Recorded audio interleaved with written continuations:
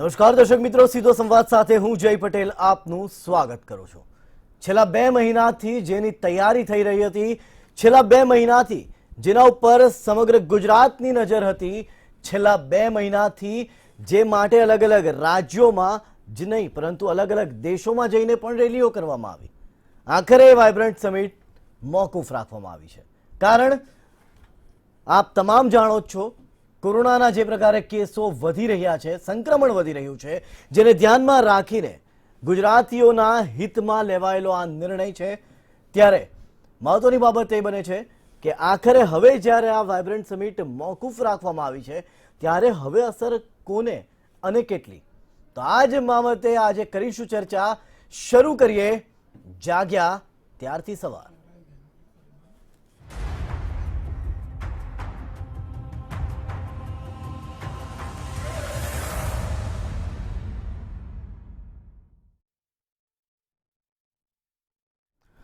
તો આખરે છેલ્લા ઘણા સમયથી જે તૈયારીઓ ચાલી રહી હતી, એ તૈયારીઓ હવે અટકી ગઈ છે, કારણ કે હવે વાઇબ્રન્ટ સમિટ નહીં થાય।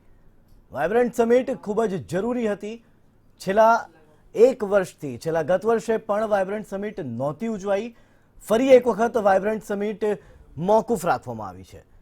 હવે વાઇબ્રન્ટ સમિટ મોકૂફ રાખવા પાછળના કારણો કયા અને હવે અસર થશે કોને અને કઈ અસરથી આપણે બચી રહ્યા છીએ, એ તમામ બાબતો ઉપર કરીશું ચર્ચા। મારી સાથે હાલ ગેસ્ટ પેનલમાં જોડાયા છે કોરોના નિવારણ ટાસ્ક ફોર્સ સમિતિના સભ્ય ડોક્ટર દિલીપ માવડંકર, વરિષ્ઠ પત્રકાર જયવંત પંડ્યા અને જીસીસીઆઈ એક્ઝિક્યુટિવ સભ્ય પ્રતાપ ચંદન। આપ ત્રણેયનું સ્વાગત છે મંતવ્ય ન્યૂઝના સીધો સંવાદમાં। સૌથી પહેલો પ્રશ્ન હું આપને કરીશ। કોરોના નિવારણ ટાસ્ક ફોર્સ સમિતિના સભ્ય છો આપ, ડોક્ટર દિલીપ માવડંકર, સર આપનું શું માનવું છે, આખરે આ વાઇબ્રન્ટ સમિટ મોકૂફ અથવા રદ કરવું કેટલું જરૂરી હતું? અત્યારે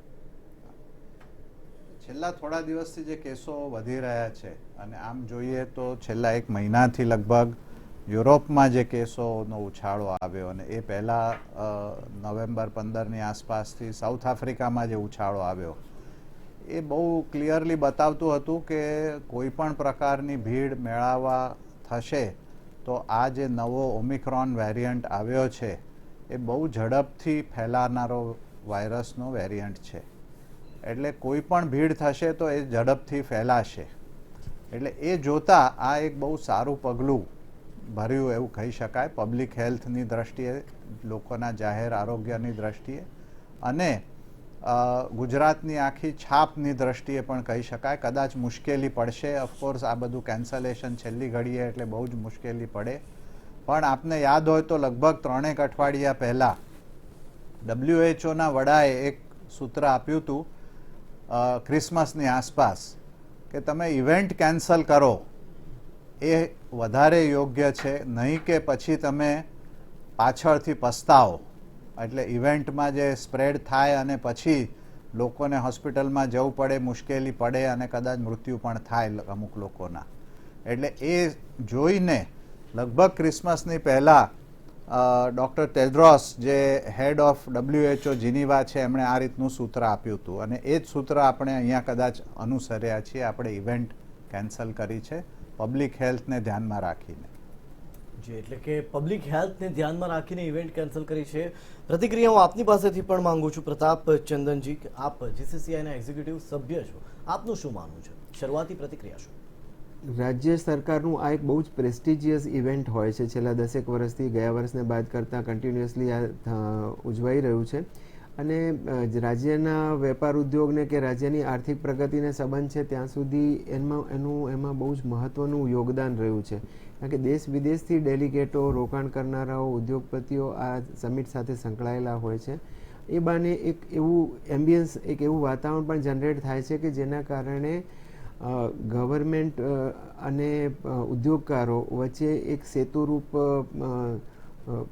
પ્રસંગ ઊભો થાય છે કે જેમાં ઘણા બધા વિચારોની આપ-લે થાય છે, ઘણી બધી રજૂઆતો થાય છે, ગવર્મેન્ટની પોલિસી પણ ક્લિયર થાય છે, કેન્દ્ર સરકાર અને રાજ્ય સરકારના ઉચ્ચ સત્તાધારીઓ આમાં હાજર હોય અને અધિકારી વર્ગ પણ હાજર હોય છે, ઉદ્યોગકારોની જે મુશ્કેલીઓ હોય એ પણ રજૂ થાય અને એમને પણ ગાઈડન્સ મળે છે કે રાજ્ય સરકાર કેટલી ગંભીર છે પોતાને ત્યાં ઉદ્યોગ ક્ષેત્રે રોકાણ વગેરે આકર્ષવા માટે.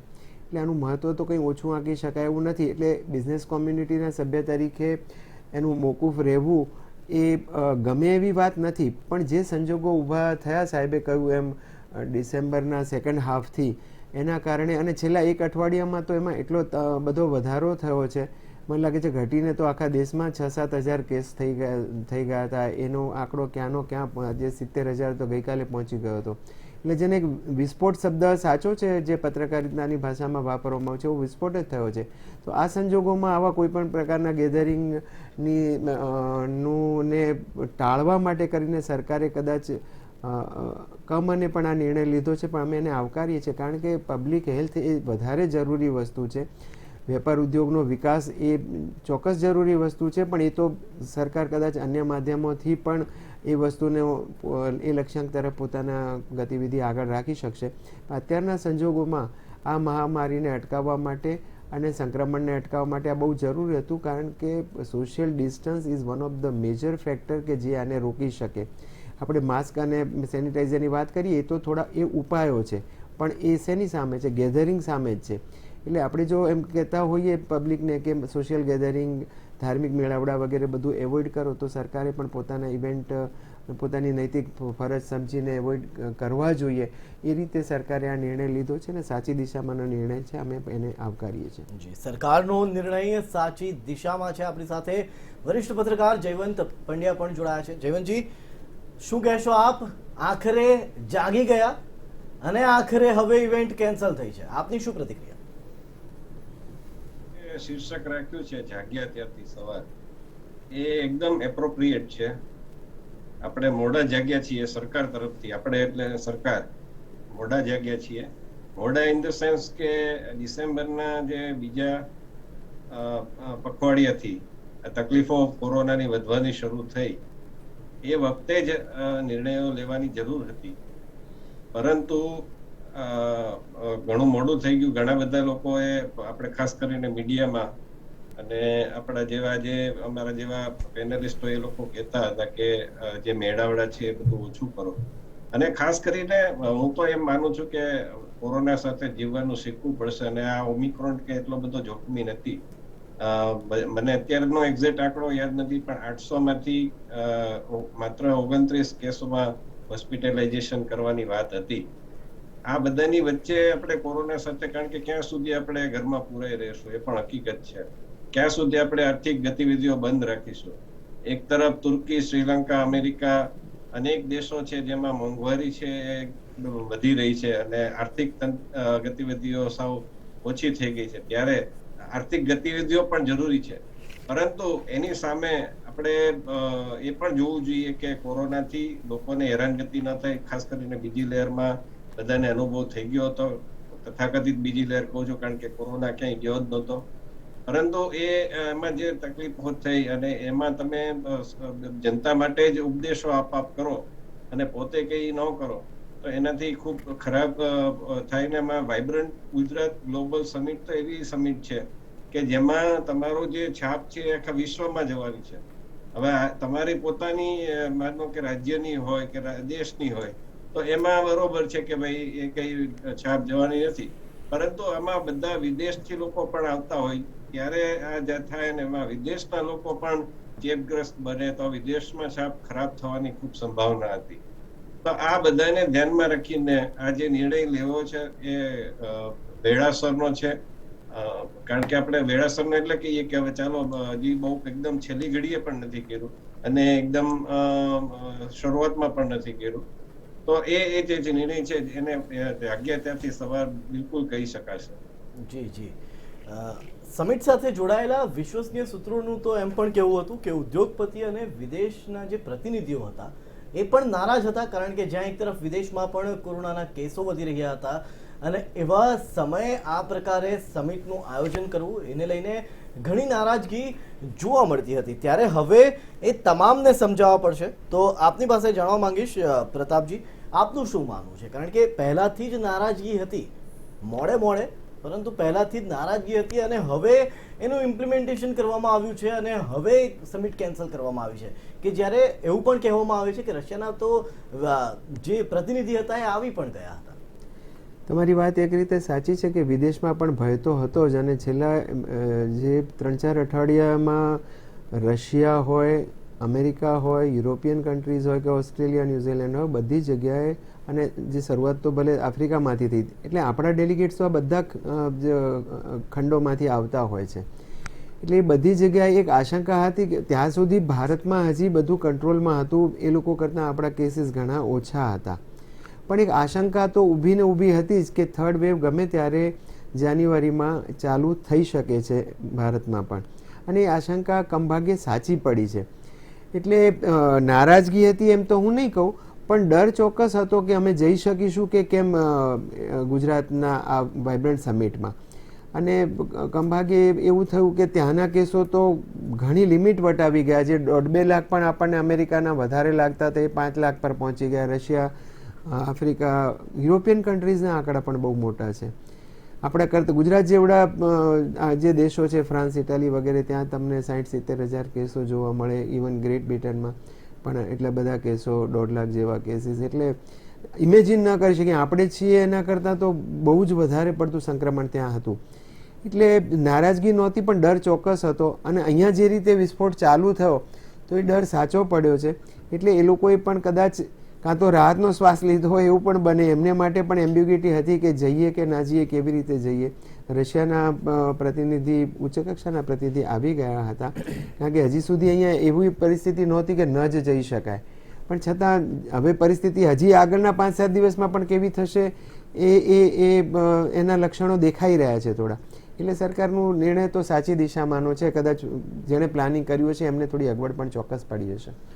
જેમણે પ્લાનિંગ કર્યું હશે એમને ચોક્કસથી અગવડ પડી હશે. પરંતુ અહીં મહત્વનો બીજો સવાલ એ પણ થાય, સૂત્રો એમ પણ જણાવી રહ્યા છે કે અધિકારીઓ અને સરકાર વચ્ચે ઘણી વખત જે બેઠકો થઈ, જેમાં અધિકારીઓ એમ કહી રહ્યા હતા કે હાલ આ સમિટ નહીં જ યોજાઈ શકાય, પરંતુ સરકાર જીદે ચડી હતી કે આપણે આ ઇવેન્ટ યોજવી જ છે, આપણે આ સમિટ યોજવી જ છે. ત્યારે દિલીપજી, આપની પાસેથી જાણવા માંગુ છું કે આપનું શું માનવું છે આ સમગ્ર મામલે? કારણ કે પહેલાથી જ જ્યાં અધિકારીઓ કહેતા હતા ત્યાં આટલા મોટા તાઇફા, આટલો બધો ખર્ચો કરવાની ક્યાં જરૂર હતી? એટલે આમ જોઈએ તો જે ઝડપથી કેસ વધ્યા છે એ બહુ અર્થપૂર્ણ છે અને એ ધ્યાનમાં લેવા જેવું છે. તમે 1 અઠવાડિયા પહેલાંની પરિસ્થિતિ જુઓ, 2 અઠવાડિયા પહેલાં તો બિલકુલ એવું લાગતું નહોતું. વધતા હતા, 1 મહિનાથી વધી રહ્યા છે. જેમ સાહેબે કહ્યું એ પ્રમાણે આપણે ઓછામાં ઓછા ભારતમાં લગભગ 6-8 હજારની આસપાસ કેસ પહોંચી ગયા હતા, અને હવે આજે 90,000, એટલે 10 ગણાથી પણ વધારે કેસ થઈ ગયા છે. એવું ગુજરાતમાં તમે જુઓ તો 50ની નીચે કેસ હતા અને આજે હજારોમાં કેસ આવી રહ્યા છે. એટલે જે ઝડપથી વધે છે એ હું કહું કે આ એક યુદ્ધ જેવું છે કે જેમ દુશ્મન વધારે તૂટી પડે તો આપણે કોઈ વાર પીછેહટ કરવી પડે, અને એ પહેલાંથી વિચારી ન શકાય. કદાચ સમયસર રીતે સમય સૂચકતા વાપરીને કરવું પડે. ઘણીવાર એવું થતું હોય છે કે થઈ ગયા પછી આપણે કહી શકીએ કે આવું પહેલાં કર્યું હોત તો સારું થાત. પણ બંને બાજુ રોગ અને કોમર્સ અથવા આપણું જે આર્થિક એ છે એ બંનેનો બેલેન્સ કરવાનું રાજ્યમાં હોય છે.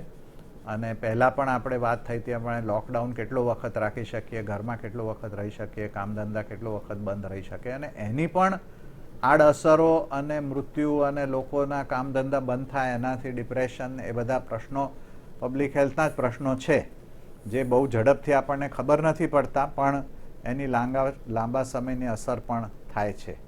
એટલે આ જે કર્યું છે એ યોગ્ય જ છે. સમય વહેલો મોડો કદાચ થઈ શકત, મોડો થાય તો વધારે મુશ્કેલી પડે એવું થાત. અને વાઇબ્રન્ટ સિવાય પણ આપના બધાને પણ ખબર હશે, આપના મિત્રો, અમારા પણ ઘણા મિત્રો ક્રિસમસ વખતે અમેરિકા, ઇંગ્લેન્ડથી આવે છે. એ લોકોએ બી છેલ્લી ઘડીએ, તો વાઇબ્રન્ટમાં નહોતા આવતા, એમણે પણ છેલ્લી ઘડીએ કેન્સલ કરવાનું નક્કી કર્યું. અમુક લોકોએ તો એવું પણ થયું કે ક્રિસમસ પહેલાં જ આવી ગયા કે હવે નહીં, બંધ જ થશે ક્રિસમસ પછી, એવું લગભગ ખબર પડી ગઈ હતી પશ્ચિમના દેશોમાં. એટલે એવું પણ કેટલાકે કર્યું. એટલે એ ધ્યાનમાં લઈને આપણે જે કરી રહ્યા છીએ એમાં સૌથી ઓછું સંક્રમણ કઈ રીતે થાય. બીજું, જે લોકો આવે અહીંયા ફસાઈ ના જાય, કારણ કે એવું પણ થયું પાછળના લહેરમાં સેકન્ડ વેવ એપ્રિલ મેમાં કે ઘણા પરદેશના લોકો અહીંયા ફસાઈ ગયા. માર્ચમાં એવું લાગતું હતું, ફેબ્રુઆરી માર્ચમાં, કે હવે બધું બંધ થઈ જશે, અને એટલે ત્યાંથી આવ્યા અને પછી વિસા ઓફિસો બંધ થઈ ગઈ, પાછા ઘણા ન જઈ શક્યા. એટલે એ બધું જોતા આજની પરિસ્થિતિ પ્રમાણે આ એક સારો નિર્ણય છે. હવે આગળ આપણે આનો કઈ રીતે ઉપયોગ કરીને આને ઝડપથી કંટ્રોલમાં લાવીએ એની પર આઈ થિંક વધારે ફોકસ કરવાની જરૂર છે. ચોક્કસથી હવે આવનારા દિવસોમાં ખાસ પ્રકારે કોરોનાની તમામ ગાઈડલાઈનોનું પાલન થાય એ પણ એટલું જરૂરી છે, કારણ કે છેલ્લા એક મહિનાની જો વાત કરીએ, એક મહિના કરતાં પણ આપણે 15 દિવસની વાત કરીએ તો 15 દિવસમાં ઘણા એવા વિડીયો સામે આવ્યા છે કે જેમાં રાજનેતાઓ દ્વારા આયોજિત કાર્યક્રમોમાં જ ભીડ જોવા મળી છે, ક્યાંક શક્તિ પ્રદર્શનના રૂપમાં તો ક્યાંક ક્રિકેટના મેદાનમાં પણ જોવા મળ્યા છે. જીવનજી, આપની પાસે આવવા માંગીશ, આપની પાસેથી ખાસ હવે એ જાણવા માંગીશ, કારણ કે આપ વરિષ્ઠ પત્રકાર છો એટલે આપને આ પ્રકારના પ્રશ્નો પૂછી શકાય કે જીવનજી, આપનું શું માનવું છે? હાલ જાગ્યા ત્યારથી ચોક્કસથી સવાર તો છે જ, પરંતુ આ નિર્ણય લોકહિતમાં કે પછીથી માછલા ધોવાનો ડર હતો જેના કારણે હવે આ નિર્ણય લેવામાં આવ્યો છે? નહીં, માછલા ધોવામાં આવશે એના ડરથી જ આ નિર્ણય લીધો છે, અને ખાસ કરીને વિદેશમાં માછલા ધોવાય એવી શક્યતા પૂરેપૂરી હતી, કારણ કે તથાકથિત બીજી લહેર વખતે આપણે જોયું હતું કે ન્યુયોર્ક ટાઈમ્સ થી માંડીને ઓસ્ટ્રેલિયા બધામાં જે દેખો આવ્યા, જે અહેવાલો આવ્યા, એ ભારતની છબીને ખરાબ કરનારા હતા. એટલે આ પ્રકારનું પણ બીજું વાત એ છે જે દિલીપભાઈ વાતમાં કીધું, એક ઈશારો કર્યો આપણે, એ છે કે કોરોનાથી એક કોઈ અભ્યાસ નથી થયો કે કોરોનામાં ઘરમાં રહીને કેટલા લોકો ડિપ્રેશનના શિકાર બન્યા, કેટલા લોકો ડોમેસ્ટિક વાયોલન્સના શિકાર બન્યા, કેટલા લોકો બીજી કોઈ માનસિક તકલીફના શિકાર બન્યા. બાળકોની વાત નથી થઈ, ઓનલાઈન એજ્યુકેશનથી બાળકો ઉપર કેવી અસર થઈ છે, એ લોકો મોબાઈલના આદિ બની ગયા છે, વ્યસની બની ગયા છે. એટલે આ જે પ્રકારની અસરો થઈ છે, કેટલા લોકોએ આત્મહત્યા કરી છે. એટલે કોરોનાની તકલીફો સામે, કોરોનાથી મૃત્યુ અને આ પ્રકારનો એ પણ એક તુલનાત્મક અભ્યાસ પણ થવો જોઈએ. બીજું કે માસ્કમાં એ માસ્ક છે જરૂરી જ છે, પરંતુ જે લોકોને શ્વાસની તકલીફ છે એને માસ્કમાં કઈ રીતે એને એ કેટલો સમય પહેરી શકે? ખાસ કરીને તમે ઓનલાઈન નહીં પણ ઓફલાઈન એજ્યુકેશન, હજી એ તો નિર્ણય લેવાયો જ નથી. એને માટે કદાચ રાહ જોવાઈ રહી છે કે 5,000 ઉપર કેસ થાય પછી કદાચ ઓફલાઈન એજ્યુકેશન બંધ થાય. એટલે આ જે પ્રકારના, ને હવે આ નિર્ણય તો બરાબર કર્યો, પણ તમે બીજા બધા નિર્ણયો કરવા માંડો કે ભાઈ તમે કોઈ એવી શક્તિ પ્રદર્શન નહીં કરો, તમે એવી રેલી નહીં કરો, તમે એવા મેળાવડાઓ નહીં કરો. ના, તમામ આ જે વાત છે તમામ પક્ષોને લાગુ પડે છે, અને માત્ર ગુજરાત પૂરતી દરેક રાજ્યમાં લાગુ પડે, ચૂંટણી વાળા રાજ્યમાં પણ લાગુ પડે છે. આજે અરવિંદ કેજરીવાલ છે એ કોરોના પોઝિટિવ આવ્યા તો એમણે પંજાબમાં રેલી કરી હતી ને માસ્ક વગર કરી હતી.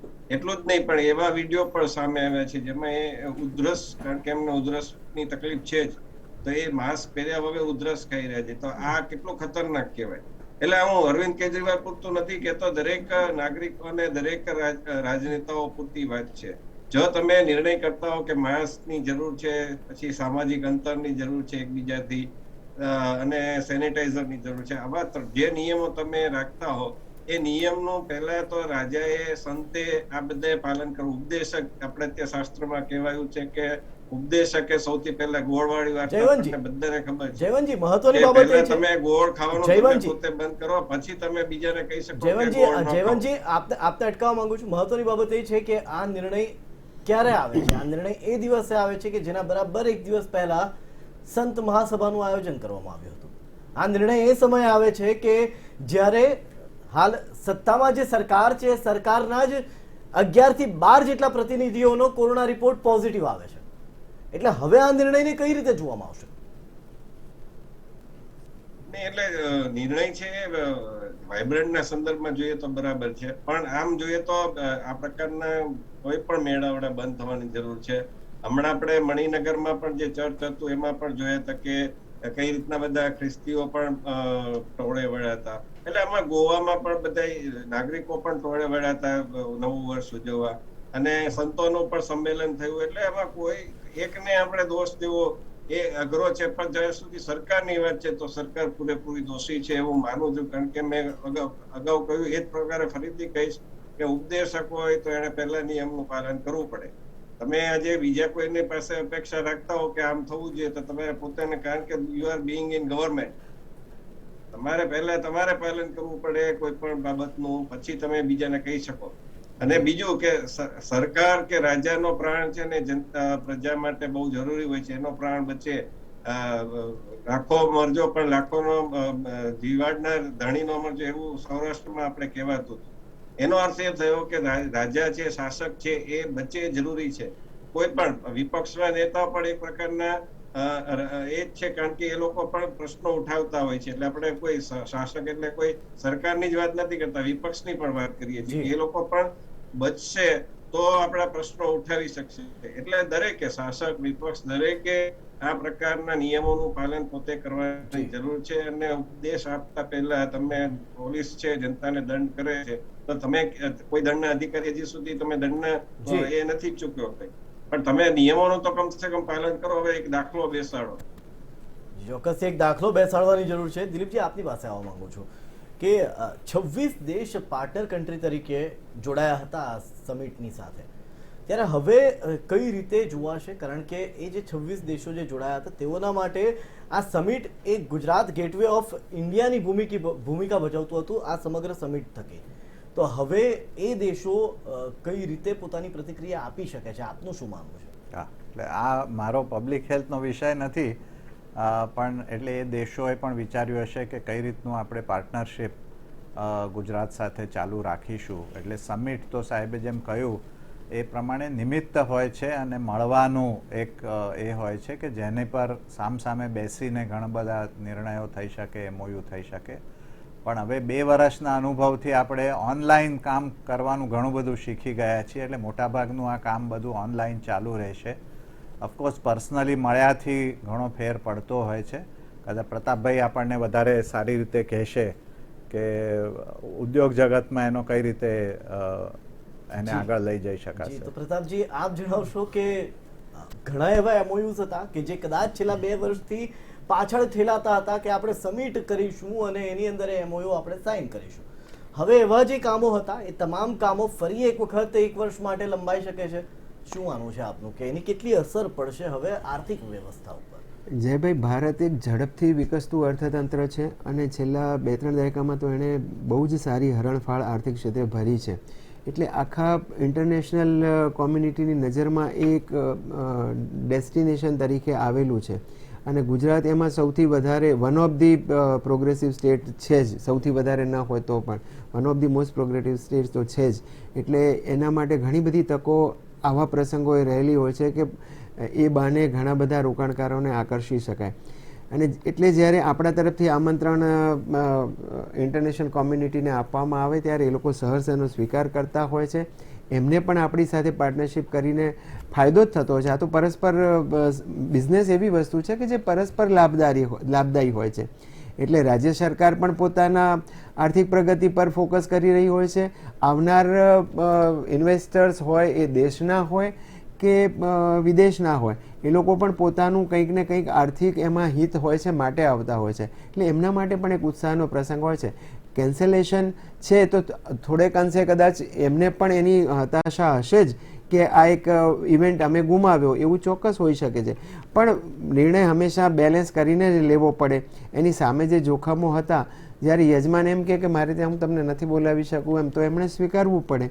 અને આ બધું કંઈ આ જ પ્રસંગે થઈ શકે એવું પણ નથી. જેમ સાહેબે કહ્યું એમ નવી ટેકનોલોજી હવે એવી છે કે જુદા જુદા પ્રસંગોએ પણ MOU થતા હોય છે અને એ રીતે પણ રાજ્ય સરકાર અને કેન્દ્ર સરકાર પોતાની રીતે આર્થિક સાહસોને પ્રોત્સાહન આપવામાં આગળ વધશે જ ચોક્કસ. એટલે કોઈ આસમાની સુલતાની આ ઇવેન્ટ કેન્સલ થવાથી નથી થઈ જવાની આપણા આર્થિક ક્ષેત્રે, એ પણ સાચી વાત છે. ફક્ત હાલ પૂરતું આ એક ઘણો સારો પ્રસંગ છે એ ટળી ગયો છે, મોકૂફ રાખવો પડ્યો છે કમને, એવું કહી શકાય. પણ રાજ્ય સરકાર પોતાની રીતે આ જ વસ્તુ થોડા વખત પછી કદાચ ધીમી ગતિએ થાય પણ કરશે એ દિશામાં આગળ તો ચોક્કસ વધશે. અને રાજ્ય હંમેશા આપણું પ્રગતિશીલ રાજ્ય છે એટલે એ આકર્ષી શકશે નવા ઇન્વેસ્ટરોને હંમેશા, એવું મને લાગે છે. જી ચોક્કસથી. એટલે રાજ્ય ભવિષ્યમાં પણ નવા ઇન્વેસ્ટરોને આકર્ષશે. આ સાથે જ આ ચર્ચાને વિરામ આપીશું. આપ ત્રણેય અમારી સાથે જોડાયા બદલ આપ ત્રણેયનો ખૂબ આભાર. વાત કરીશું નિષ્કર્ષની, તો નિષ્કર્ષ એટલો જ નીકળે છે કે આખરે સરકાર જાગી છે, આખરે સમિટ કેન્સલ થઈ છે, રદ થઈ છે હાલ માટે, અને એની પાછળનું કારણ માત્ર ને માત્ર એટલું જ હતું કે તમામનું હિત જળવાયેલું રહે, તમામનું સ્વાસ્થ્ય જળવાયેલું રહે. હવે સરકારે પોતાનો એક પગલું ભરી લીધું છે, સરકારે પોતાના તરફથી એક નિર્ણય લઈ લીધો છે, અને સમિટ કે જે સૌથી વધારે જરૂરી હતી સરકાર માટે, એ સમિટને હાલ રદ કરી છે. હવે આપણે સંભાળવાનું છે કે આવનારા દિવસોમાં કોરોનાની ગાઈડલાઈનનું પાલન આપણે કેટલું અને કઈ રીતે કરવાનું છે. હાલ કિશોરોનું વેક્સિનેશન ચાલી રહ્યું છે. જો ઘરમાં કોઈ પણ કિશોર રહી ગયો હોય તો એનું અચૂક સૌથી પહેલા વેક્સિનેશન કરાવી લો, કારણ કે એ જ એકમાત્ર રામબાણ ઈલાજ છે. ફરી પાછા કરીશું સીધો સંવાદ આવતીકાલે એક નવા વિષય સાથે. ત્યાં સુધી મને એટલે કે જય પટેલને આપશો રજા. નમસ્કાર.